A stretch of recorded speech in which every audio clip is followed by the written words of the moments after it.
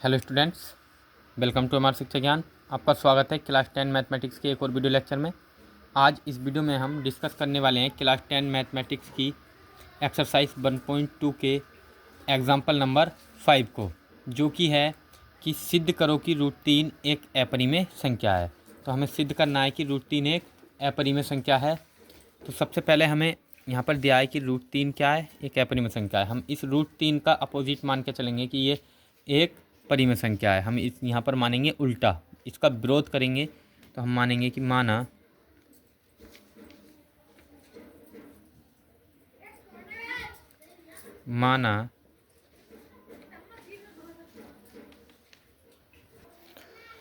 माना कि √3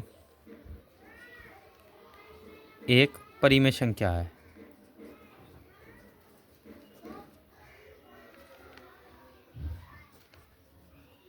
हमने मान लिया कि √3 क्या है, एक परिमेय संख्या है। अब √3 एक परिमेय संख्या है तो हम इसको PYQ की फॉर्म में लिख सकते हैं। तो लिखेंगे कि PYQ बराबर √3। अब ये जो P और Q हैं, ये जहाँ पर PQ क्या है, सहअभाज्य पूर्णांक हैं। ये सहअभाज्य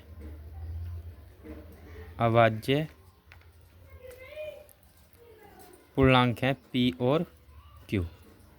तो PQ क्या है, सहअभाज्य पूर्णांक है।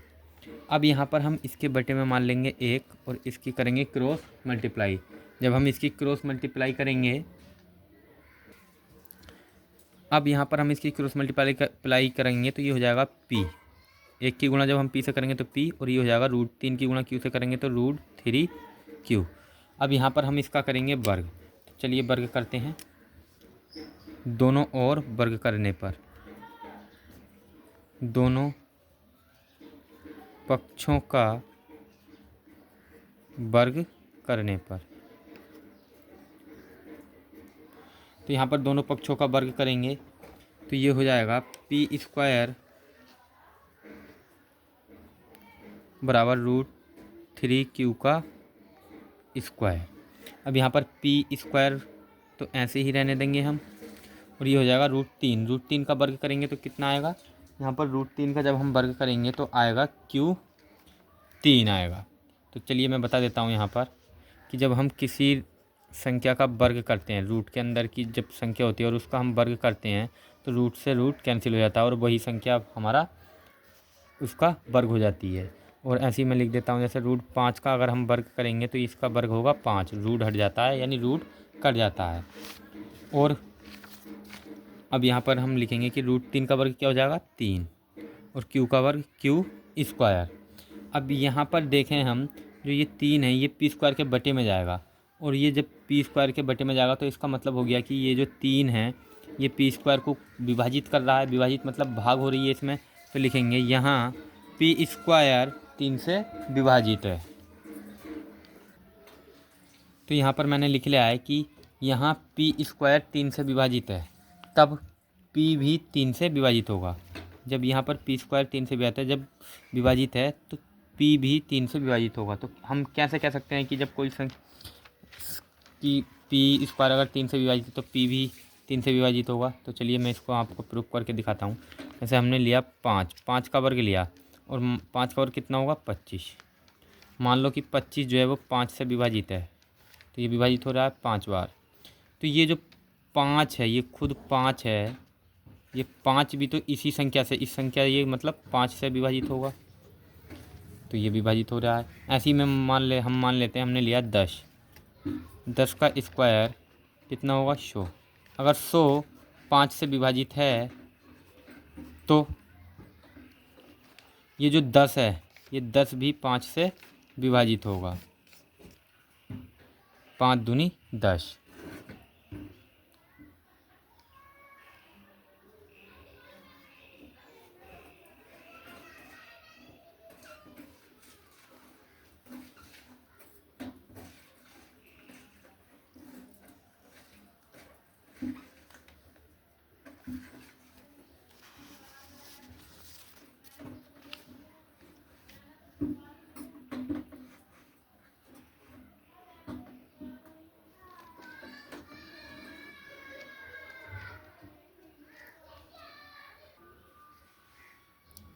तब पी स्क्वायर भी 3 से विभाजित होगा यहाँ पर।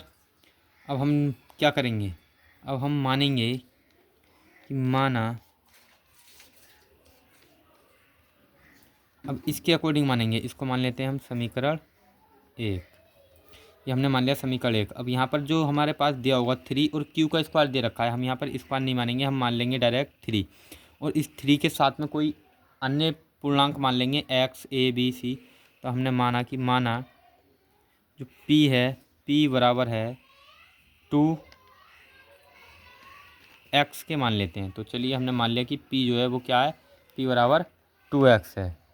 तो जब p बराबर हम 2x मानेंगे तो अब हम यहाँ पर क्या करेंगे, ये p बराबर 2x समीकरण 1 में रखेंगे। p बराबर 2x समीकरण 1 में रखने पर, तो समीकरण 1 में जब हम रखने पर, तो चलिए p बराबर 2x हम समीकरण 1 में रखते हैं।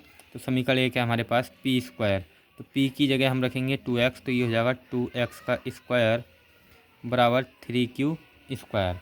अब 2 का वर्ग करेंगे तो कितना हो जाएगा, यहाँ पर सॉरी, यहाँ पर हमने जो है ये 3 दिया हुआ है, हमने 2 माना है, तो यहाँ पर मानेंगे हम 3, सॉरी यहाँ पर क्या मानेंगे 3। तो यहाँ पर भी हो जाएगा 3x का स्क्वायर, तो ये हो जाएगा 3 का वर्ग करेंगे तो कितना होगा 9 x स्क्वायर बराबर ये 3q स्क्वायर। ऐसे ही अब ये 3 इसके बटे में जाएगा और ये 3 जब इसके बटे में जाएगा तो 3 को काटेगा, ये 9 को काटेगा, तो कितनी बार कटेगा 3 बार। तो यहाँ पर आएगा 3x स्क्वायर और क्या बचेगा, इधर क्या बचेगा q स्क्वायर। तो यहाँ पर हमारे पास क्या बचा 3x स्क्वायर बराबर q स्क्वायर। अब ये जो 3 है ये कहाँ जाएगा q स्क्वायर के बटे में और q को विभाजित करेगा। तो यहाँ लिखेंगे, यहाँ हम फिर से लिखेंगे कि यहाँ q स्क्वायर जो है 3 से विभाजित है, यहाँ q स्क्वायर 3 से विभाजित है, तब q भी 3 से विभाजित होगा। जब यहाँ पर हमारा जो संख्या है q स्क्वायर ये 3 से विभाजित है, तब q भी 3 से विभाजित होगा, क्योंकि मैंने अभी आपको बताया था कि जब किसी संख्या का वर्ग किसी संख्या से विभाजित होता है तो वह संख्या भी उसी संख्या से विभाजित हो जाती है। अब यहाँ पर q स्क्वायर 3 से विभाजित है और यहाँ पर p स्क्वायर 3 से विभाजित है, तो इसका मतलब क्या हो गया कि p और q दोनों का जो उभयनिष्ठ गुणनखंड है वो क्या है 3 है। तो लिखेंगे अतः p और q का उभयनिष्ठ गुणनखंड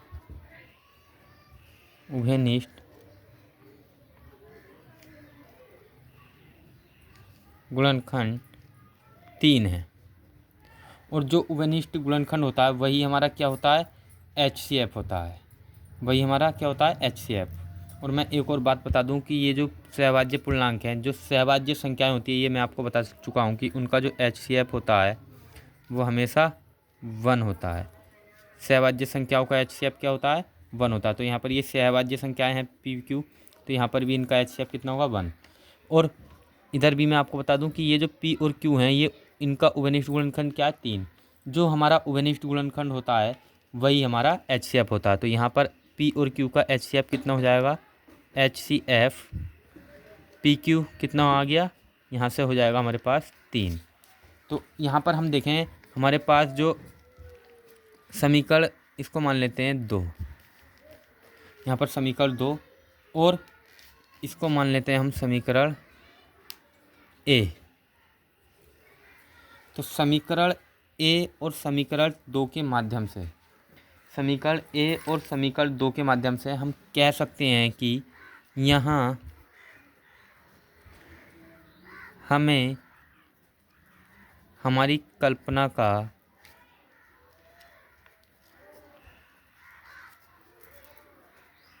विरोध प्राप्त होता है।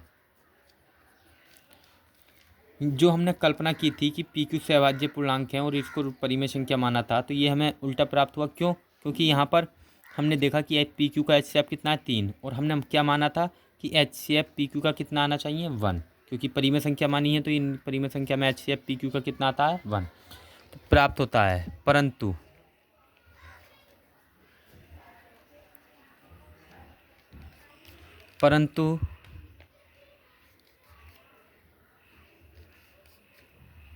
परंतु HCF P Q not is equal to 1 है।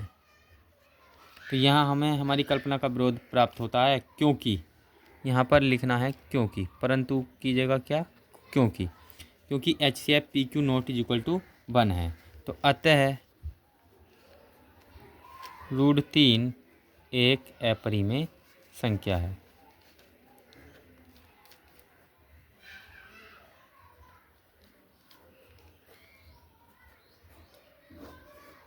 तो चलिए, ये जो क्वेश्चन था हमने सॉल्व कर लिया है, और मुझे उम्मीद है कि ये क्वेश्चन आपको बहुत ही शानदार तरीके से समझ में आ चुका होगा।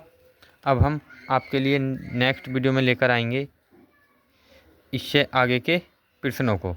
और यदि ये वीडियो आपको अच्छा लगा हो तो प्लीज़ लाइक, शेयर और सब्सक्राइब करना ना भूलें। Thanks for watching.